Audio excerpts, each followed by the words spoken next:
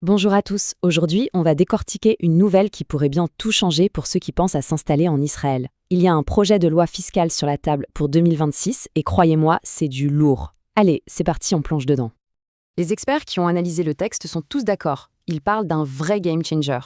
On n'est pas sur un petit ajustement, mais sur une transformation radicale de la fiscalité pour les nouveaux arrivants. C'est quelque chose qui va bien au-delà de tout ce qu'on a connu jusqu'à présent. Alors c'est quoi le cœur du réacteur ? Eh bien, la question est juste là. Imaginez un peu, une exonération d'impôts qui pourrait aller jusqu'à 1 million de shekels par an. Et attention, pas sur des revenus qui viennent de l'étranger, non, sur des revenus qui sont générés en Israël. C'est ça, la promesse folle de cette loi. Bon, voyons plus en détail pourquoi cette proposition de loi est une vraie rupture. Elle ne vient pas effacer les avantages qui existent déjà. Pas du tout. Elle vient rajouter une nouvelle couche. Et quelle couche ? C'est extrêmement attractif.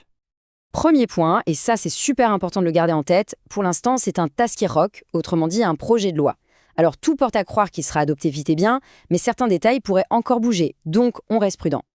Là on voit bien la différence, noir sur blanc.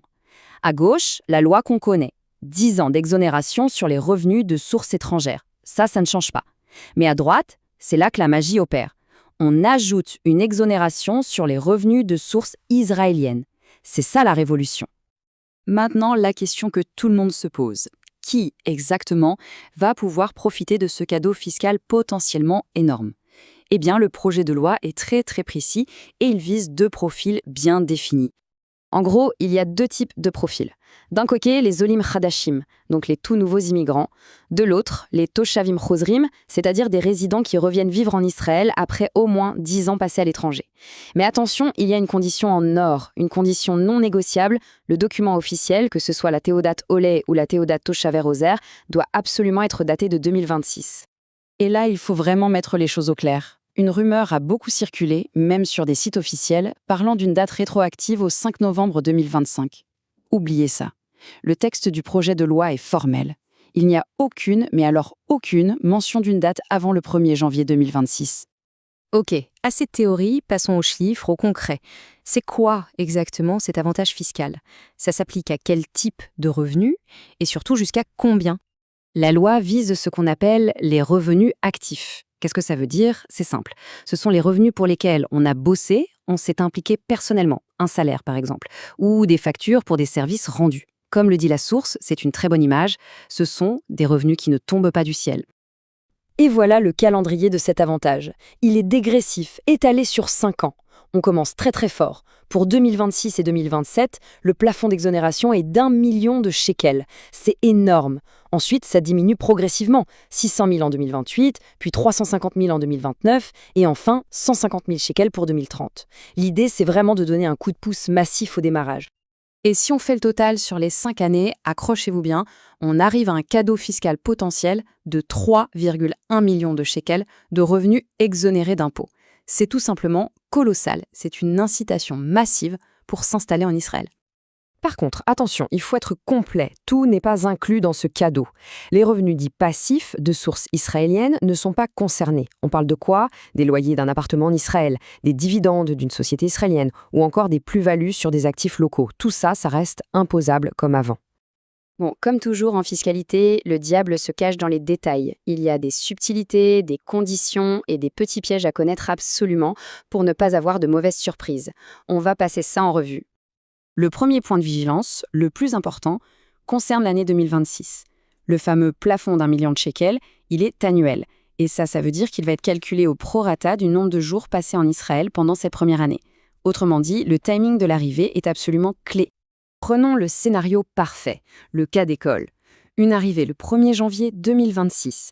La personne est là toute l'année. Elle profite donc à 100% du plafond, soit une exonération sur 1 million de shekels de revenus actifs. Le jackpot. Maintenant, imaginez un autre scénario. Une arrivée en plein milieu de l'année, disons le 1er juillet 2026. Là, la personne ne passe que la moitié de l'année en Israël. Résultat, son plafond d'exonération pour 2026 est divisé par 2. Il passe à 500 000 shekels. On voit bien à quel point la date est cruciale. Forcément, le législateur a aussi pensé aux petits malins. Il y a une clause anti-abus qui a été intégrée, qui vise notamment les sociétés familiales. Le but, c'est de s'assurer que l'avantage fiscal bénéficie bien au travail réel de la personne qui a droit et pas de manière artificielle à toute une structure familiale. Alors, si on met tout ça bout à bout, on arrive à une conclusion très claire. Le choix de l'année d'arrivée n'est plus anodin du tout. Ça devient une décision hyper stratégique. Comparons un peu les différentes options pour bien comprendre les enjeux. Ce tableau, il résume tout. Une arrivée en 2025, c'est simple, c'est non. Pas d'accès à la nouvelle loi. Utiliser l'année d'adaptation, la Schnat-Istaglut, pour décaler une arrivée de fin 2025 à fin 2026, c'est techniquement possible, oui, mais l'exonération pour 2026 sera ridicule à cause du prorata. Donc le meilleur plan, c'est une arrivée en 2026 qui donne un accès complet à la loi. Mais le message est limpide, plus on arrive tôt dans l'année, plus on y gagne. Donc, pour résumer, s'il y a 3 choses à retenir pour bien se préparer, ce sont celles-là. 1. Le timing est stratégique. 2026 est l'année à ne pas manquer et le plus tôt est le mieux. 2. Il faut bien structurer ses revenus, faire une séparation super claire entre ce qui est actif et ce qui est passif. Et 3. La paperasse. Il faudra conserver toutes les preuves de ses activités, ce sera plus important que jamais.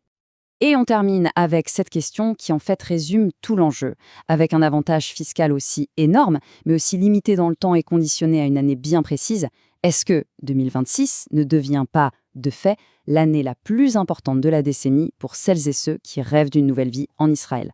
La question est posée. Merci beaucoup de nous avoir suivis